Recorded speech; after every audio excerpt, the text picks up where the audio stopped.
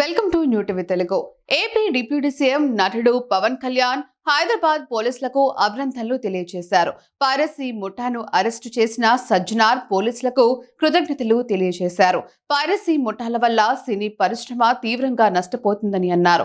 ఐబొమ్మ బప్పం వెబ్సైట్లు మూయించివేయడం స్వాగతించదగ్గ పరిణామమని పేర్కొన్నారు. Hyderabad cyber crime పోలీసుల ఆపరేషన్ విజయవంతమైందని వెల్లడించారు.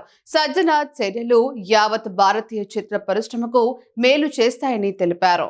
చిత్ర పరిశ్రమకు తీవ్ర నష్టం కలిగిస్తున్న పైరసీపై ఉక్కుపాదం మోపడం స్వాగతించదగ్గ పరిణామమని పవన్ కళ్యాణ్ ట్వీట్ చేశారు.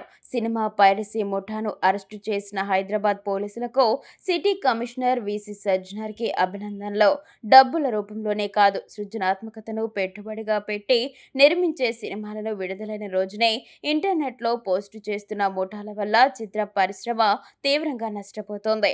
సినిమా విడుదలే ఒక మహాయజ్ఞంగా మారిపోయిన తరుణంలో పైరసీ ముఠాలను కట్టడి చేయడం దర్శక నిర్మాతలకు సాధ్యం కావడం లేదు. పైరసీలో కీలకంగా ఉన్న ఐబొమ్మ బప్పం వెబ్సైట్ల నిర్వాహకుడిని హైదరాబాద్ పోలీసులు అరెస్టు చేసి అతనితోనే వాటిని మూయించి వేయడం స్వాగతించదగ్గ పరిణామం.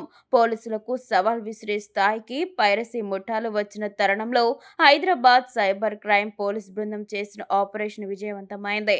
ఈ ఆపరేషన్లో భాగమైన పోలీసులకు సిటీ కమిషనర్ విసి సజ్జనార్కు అభినందనలు తెలియజేస్తున్నాను.